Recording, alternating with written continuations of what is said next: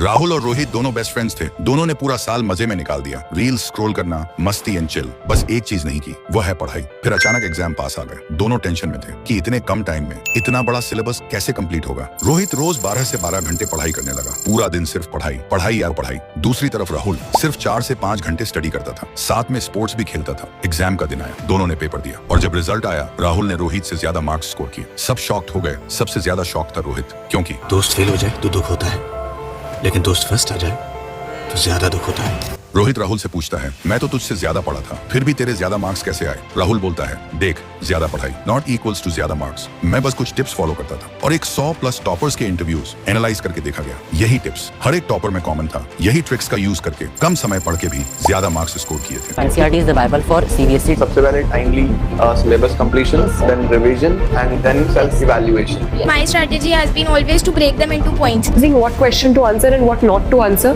is very, very important. So अगर तुम भी इन टिप्स को फॉलो कर लो तो तुम भी उन टॉपर्स की कैटेगरी में आ सकते हो। पहले कमेंट में बताओ तुम कौन सी क्लास में पढ़ते हो एंड लेट्स बिगिन।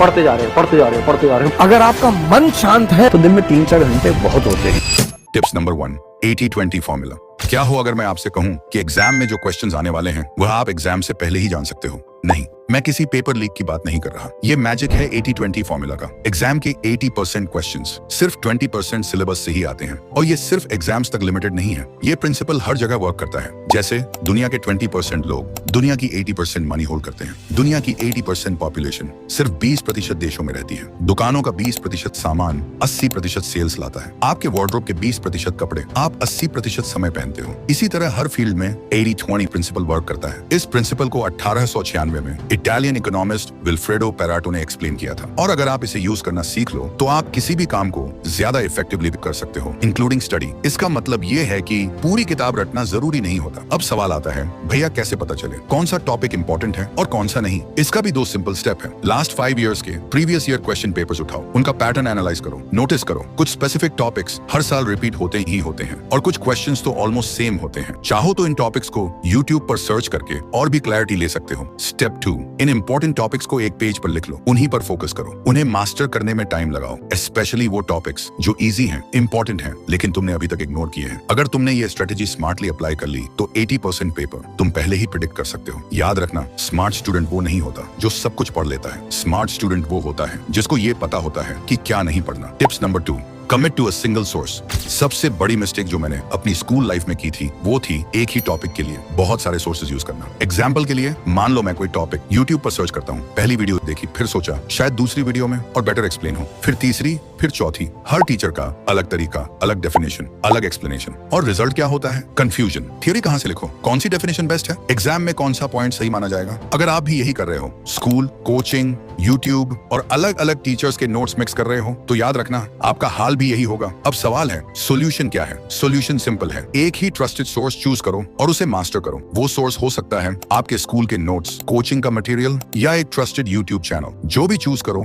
उसके साथ लॉयल रहो। कॉन्सेप्ट क्लियर होने तक सोर्स मत बदलो। ब्रूस ली से, I fear not the man who has practiced 10,000 kicks once, but I fear the man who has practiced one kick 10,000 times. Tips number 3, study all subjects equally. एक common mistake जो almost हर student करता है, अपना पूरा focus सिर्फ बड़े subjects पर डाल देता है। साइंस, मैथ्स, हिस्ट्री, जियोग्राफी, ये सोचकर कि सिर्फ यही सब्जेक्ट्स रिजल्ट डिसाइड करेंगे और इजी स्कोरिंग सब्जेक्ट्स जैसे हिंदी और इंग्लिश को इग्नोर कर दिया जाता है। But let me tell you one important thing, result सिर्फ टफ सब्जेक्ट से डिसाइड नहीं होता, रिजल्ट ओवरऑल स्कोर पर डिपेंड करता है। ये गलती मेरे कुछ फ्रेंड्स ने 12th क्लास में की थी। वो टफ सब्जेक्ट्स में काफी अच्छा परफॉर्म कर रहे थे, लेकिन हिंदी और इंग्लिश को लाइटली ले लिया। रिजल्ट, मार्क्स अच्छे होने के बावजूद फाइनल रिजल्ट उतना स्ट्रॉन्ग नहीं था जितना हो सकता था। अब तुम बोलोगे, भैया साइंस, मैथ्स, हिस्ट्री, जियोग्राफी ज्यादा इंपॉर्टेंट होते हैं। हाँ, इंपॉर्टेंट तो हैं, लेकिन इस चक्कर में हिंदी और इंग्लिश जैसे सब्जेक्ट्स को अंडर एस्टिमेट मत करो। सिंपल एग्जांपल समझो, मान लो तुम साइंस में 70 मार्क्स, मैथ्स में 75 मार्क्स। अब अगर आप हिंदी एंड इंग्लिश में 90+ स्कोर कर लेते हो तो आपका ओवरऑल परसेंटेज ऑटोमेटिकली ऊपर चला जाएगा। टिप्स 4,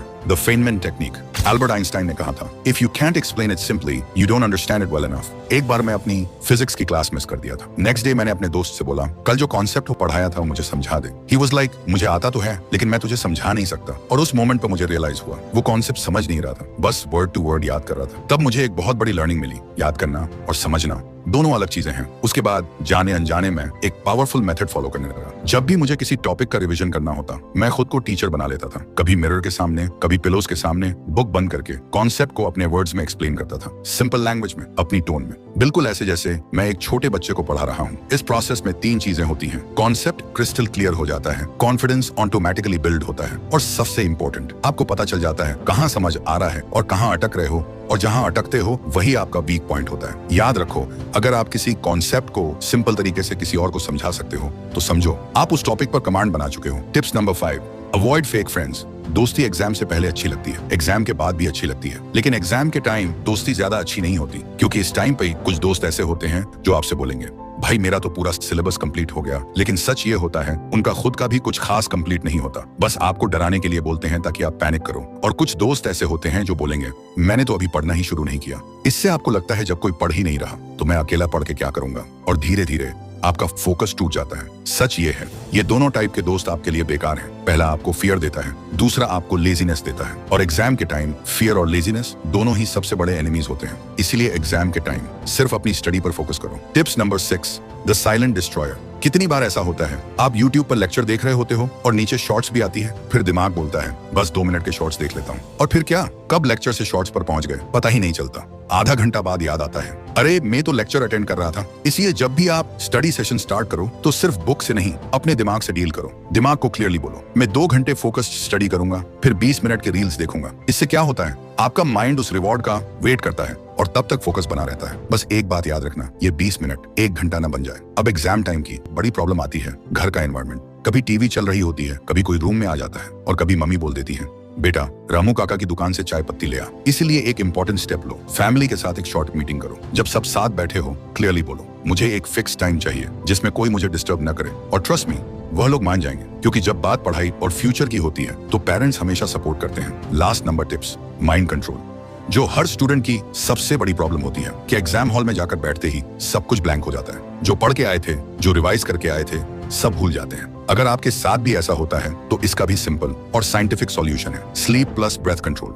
सबसे पहले हर दिन सही स्लीप लो। कम नींद लेकर पढ़ाई करना स्मार्टनेस नहीं होती, ये मेमोरी को डैमेज करता है, क्योंकि जो चीज आपने पढ़ा है वो दिमाग में होती है। अब एग्जाम हॉल की बात करो, जब पेपर हाथ में आए और कुछ याद ना आए तब पैनिक मत करो, बस 30 सेकंड के लिए आंख बंद करो, स्लो ब्रीदिंग करो, सिर्फ 30 सेकंड। इससे क्या होता है, हार्ट रेट नॉर्मल होता है, पैनिक कम होता है, और दिमाग दोबारा कंट्रोल में आता है। और जैसे ही माइंड काम होता है, चीजों को याद आना ऑटोमेटिकली स्टार्ट हो जाता है। एक और इंपॉर्टेंट बात, हर दिन सिर्फ रूम में बंद होकर मत बैठो, थोड़ा बाहर जाओ, वॉक करो, फ्रेश हवा लो, क्योंकि फ्रेश माइंड ही बेस्ट रिकॉल देता है। चाहे तो आप किसी स्पोर्ट्स खेल सकते हो, जो भी आपका फेवरेट हो, क्योंकि स्पोर्ट्स से ही आपके माइंड से लेकर फुल बॉडी तक पॉजिटिव एनर्जी ऐड करता है।